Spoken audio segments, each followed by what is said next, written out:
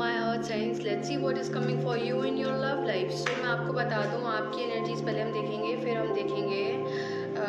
ये पर्सन की एनर्जीज। मैं आपको बता दूं अगर आप में से आपकी पर्सनल लाइफ में किसी तरीके का टावर मोमेंट रिसेंटली हुआ है, काफ़ी मेजर ब्रेक डाउन हुआ है, ये फाइनेंशियली भी हो सकता है, इमोशनली भी हो सकता है, जिसमें आपने बहुत सी ऐसी चीज़ें काफ़ी चीज़ें हिडन थी, वो सिचुएशन काफ़ी ज़्यादा पेनफुल थी, काफ़ी ज़्यादा डिफरेंट थी, काफ़ी ज़्यादा मतलब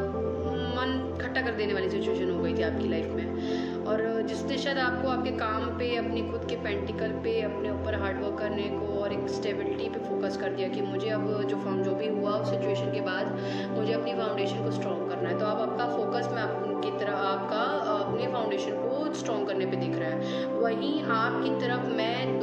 किसी तरीके का क्लियर कट ऑफ डिसीजन आते हुए दिखाई। इसमें आपको बता दूं जैसे कि आप एस ऑफ कप्स की एनर्जी मुझे यहाँ पे दिखाई दे रही है, किसी तरीके का ऑफर आते तो आपकी तरफ मुझे दिखाई दे रहा है, बट कहीं ना कहीं आप अपने उस जो भी सिचुएशन में आप पड़े हो ना, या एक डिप्रेसिव मोड में आप दिख रहे हो, बड़े कटे से अलोन पीरियड में मुझे आप दिखाई दे रहे हो। और अगर ये चीज़ आपसे रेजोनेट हो रही है तो पर्सन की चीज़ें भी आपसे कुछ ना कुछ रेजोनेट जरूर होने वाली है, वो जो रेजोनेट हो उससे फॉलो करिएगा। आपके पर्सन मुझे एक हैप्पी मोड में दिख रहे हैं। क्या आप एक मैरिड पर्सन से डील अप कर रहे हो? इज इट, या आप मैरिड हो?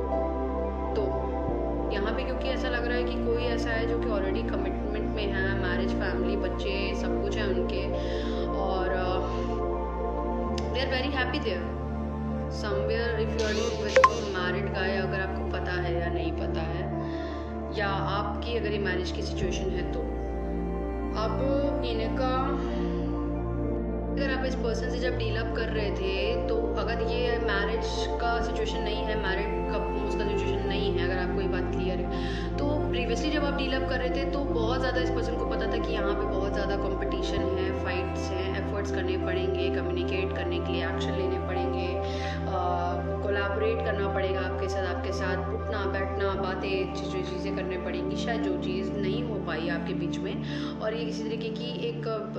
एंडिंग फेस हो गया, किसी तरीके का एकदम से आप अलग हो गए। तो शायद इस ड्यूरेशन में इन पर्सन का एक मूवमेंट मैं आपकी तरफ देख पा रही हूँ कि ये अब आपकी तरफ इमोशंस की तौर से बढ़ना चाह रहे हैं। उस ड्यूरेशन में इन्हें एक बात समझ में आई है कि ये मेरा कहीं ना कहीं इमोशंस उस पर्सन से जुड़ा हुआ है, जो भी आप हो,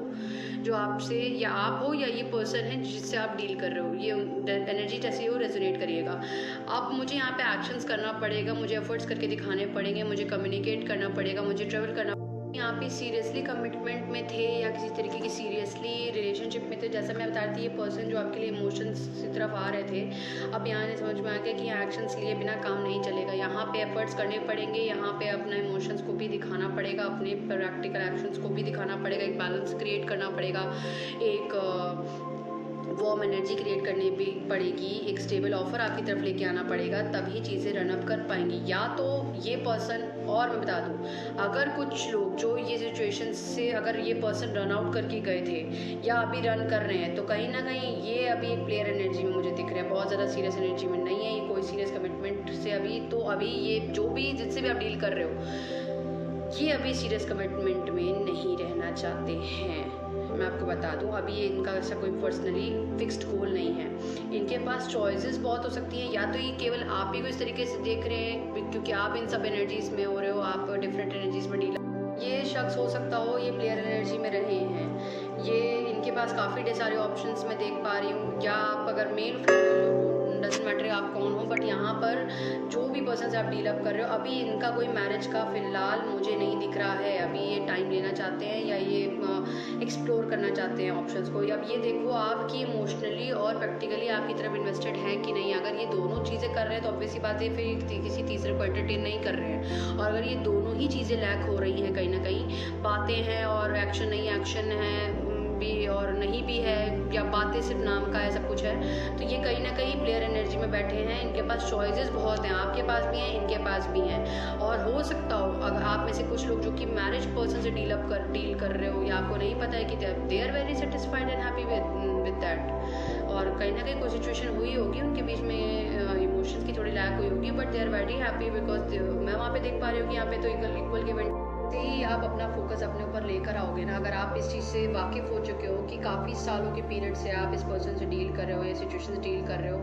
और लैक के अलावा, डिसअपॉइंटमेंट के अलावा, विड्रॉल के अलावा, पेन के अलावा, सौरों के अलावा, अकेलेपन के अलावा, पेन, धोखेबाजी के अलावा, या इमोशनल फिजिकल इमोशनल एवरी तरीके से आपको, बिकॉज जस्ट आप उस पर्सन से बहुत अटैच्ड हो, आपके इमोशंस जुड़े हुए हैं, because maybe you see them as your the final partner, the main partner. तो आपको फोकस करना है अपने ऊपर फिलहाल, अगर आप चाहते हो कि अब आपका इमोशनल स्टेट सही रहे, क्योंकि अगर आप सही नहीं रहोगे तो एंड टाइम पे आप कुछ नहीं कर पाओगे